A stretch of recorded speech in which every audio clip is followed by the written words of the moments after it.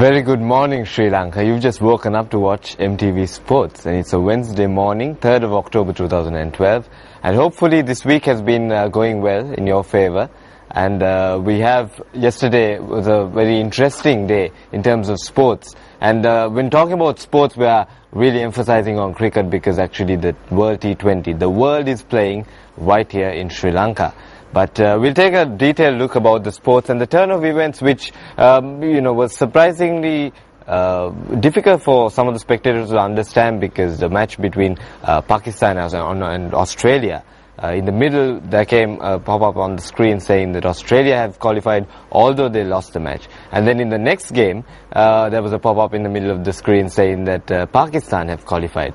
So it was a very interesting day of cricket. It was a very interesting two matches that the spectators and cricket fans viewed. And we'll take a look at that. But before that, let's head on to the headlines, the front page of the newspapers today. Straight up, we have the main headlines reading out: UMP nominee bags NCP chairman's post. Now, the rift within the governing UPFA and the UMP in the North Central Province Council widened yesterday with the defeat of the ruling party's nominee for the post of chairman. And the UMP nominee, Mr. TMR Siripala, received 21 votes and secured the post of chief minister. And moving on to another interesting story, a death sentence for mother of 3 children. Now, earlier on in the show, I think it was on Monday, we discussed that the death sentence, rather, it was a debatable fact, and there was a story where it was being debated to abolish the death sentence. But the Colombo High Court, after a lengthy trial, sentenced to death a mother of 3 children for trafficking heroin in November 2002. So 10 years later, she has received a death sentence, and it goes in the form of capital punishment. And we were having a very interesting debate about some of the ideas that were circulating around whether this should be fully abolished all over the world. Another interesting development in the Divi Naguma bill. Now let me just run through the sequence of the Divi Naguma bill. The Divi Naguma department bill proposes the establishment of the new department by amalgamating the Samurdhi authority. And the Chief Minister of the Eastern Province, Abdul Majid, in October tabled the Divi Naguma development bill for approval. So there we go. The Supreme Court also informed earlier on that this cannot be, informed the Parliament that this cannot be approved by the Parliament without being sanctioned by provincial councils. So the bill was finally passed yesterday, and by the Western Provincial Council, the Northwestern and Uva Provincial Councils.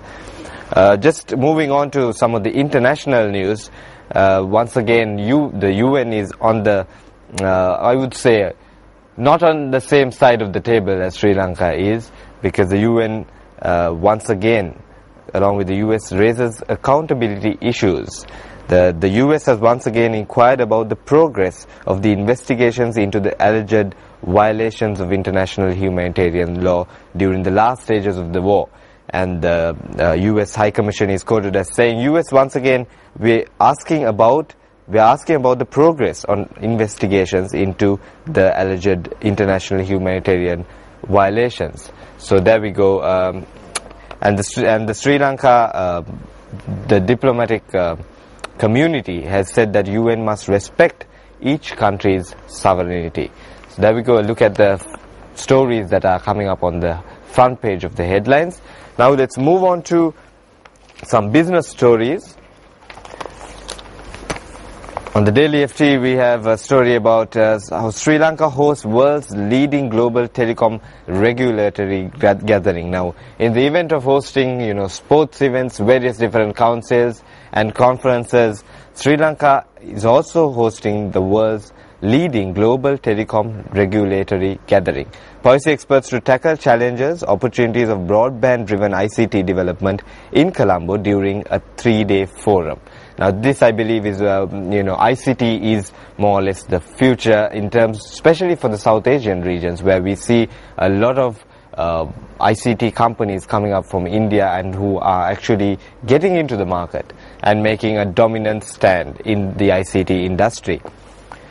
And also in terms of our exports, we have some good news where August tea output is up marginally, and the tea production is recorded to have increased by 0.1% year on year to 25.4 million kilograms in the midst of the most severe drought conditions in the country since 1992. So we're still holding forth in terms of tea, and once again, I think last week we had this discussion of whether it's going to be tea in the future, is it's going to be tea, coconut and rubber, or whether coconut is actually going to take center stage, because we were discussing that there were a lot of scope and potential, especially in the coir industry. So there we go, tea output up marginally, and we are still holding forth despite the severe drought conditions witnessed this year. And of course, coming to sports, once again, as I mentioned earlier, we had a very interesting turn of events yesterday. Aussies were beaten by Pakistani spin, as the headline says, but still Australia and Pakistan are through to the semi-finals along with Sri Lanka and West Indies. So the Indians, unfortunately, have to pack up and leave home. So it's a disappointing end of the road for hyped Indians. India were unceremoniously dumped out of the World 2020 as South Africa fell a run short of adding insult to injury in the final Super 8 match. Now both teams knew that they had very little chance of moving on to the semi-finals, but unfortunately for India, and I don't know, fortunately for the many anti-Indian cricket fans, I would add, India had to pack up and go home, because South Africa, they could not restrict South Africa to the score that they were originally handed over in order to qualify for the semi-finals. Now it'll be interesting to watch Sri Lanka's match in the semi-finals, which is happening tomorrow, because so far I think that the Sri Lankans have shown a lot of consistency and a lot of strength in terms of their batting and bowling. It has been a balanced attack once again, as I mentioned yesterday. And to talk more about it, we'll take a look at it in detail maybe tomorrow on the show. But moving on to some other sports news, Lankan women look to excel in Rowdy's game. Now rugby in Sri Lanka is probably next to cricket in terms of the schools arena especially. But however, Sri Lankan women are also getting into rugby, just like where the women team is getting into the ICC T20 World Cup. And Sri Lanka will participate for their first time in the Asian Women's World Cup Qualifier Tournament on the 6th of October in Pune, India. And we're talking to also the chief selector of rugby in Sri Lanka, Mr. Chandrashan Pereira, and watching some of their training sessions. And what he was saying was that we have a very high potential even in the women's form of rugby, because Sri Lankans, are known for their good hand-eye coordination. It's just that we need to work on power training and also develop skills specific to rugby. And he believes that in this upcoming Asian Women's World Cup qualifier, that it's the first time we're taking part, so we'll have to see how it goes on, but we wish all the best.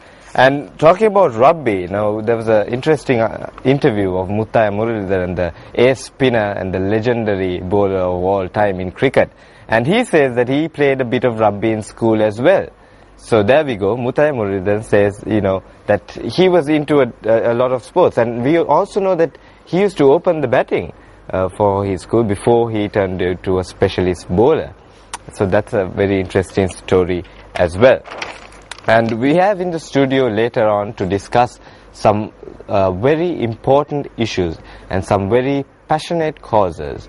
Some of the members from a special organization called Unity Mission Trust. But we'll have a chat with them in a while, and I think we will head on to a commercial break. When we are back, we will join you again with the members of Unity Mission Trust. Stay tuned to Good Morning Sri Lanka.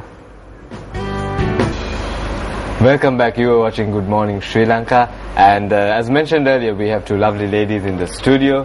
We have members of the Unity Mission Trust, Shala Pinto Jayawardena. Good morning. Hi, morning. And also Dushi Veerasekara also a member of the Unity Mission Trust. Good morning, Dushi. Good morning. So how is it? Is it a bit too early? You look like, you know, it's a bit too early, isn't it? It's not the usual way I start off the day, but I'm getting used to it. Yeah, I know. Talk about it. It's a bit too early for everyone to be fully functional, but you know, let's just get into the subject and starting off of what Unity Mission Trust is. Now, obviously, this question I would know the answer because I had the privilege of participating in one of their camps, and it was a very inspiring experience. But for our viewers, Charles, if you'd just like to run us through on how Unity Mission Trust started off and what it really is. Absolutely.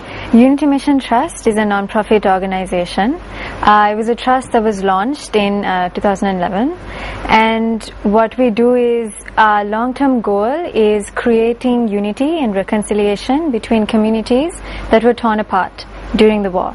So we specialize with working in the north and the east, and what we do is we link children from the north with children from the south. So that's what Unity Mission Trust is about fundamentally. And what we've been doing for the last so many years is, since 2009 actually, is we've been having camps. We started by visiting the manic farms right after the war, and we understood that there were needs, that the children had needs of their own because schools are not functioning, they hadn't been to school, they didn't have books, they didn't have clothes, you know, basic needs. We also found out that there were lots of pregnant mothers who didn't have basic requirements, from towels to soap to, you know, basic things, and milk foods for children and infants. So what we did was we collected lots of these things, milk, food and so on. We had lots of generous friends and wonderful people who understood what we were trying to do and got involved and made huge contributions, and we visited the manic farms. Following there, we were told that it would be really great if we could organize something for the children, because, you know, up until that point the children were in the camps and their life had been so very different, and in order to move on they needed to experience something else, as a result of which the whole idea of having a camp was born.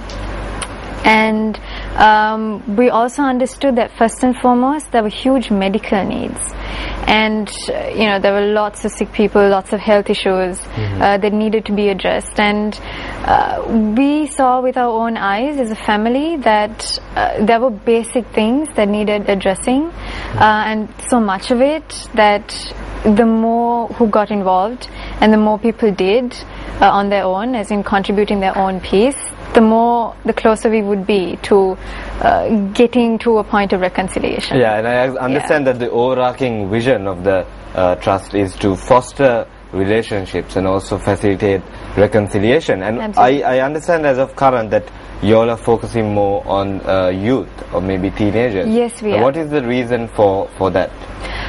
It's like this. We believe that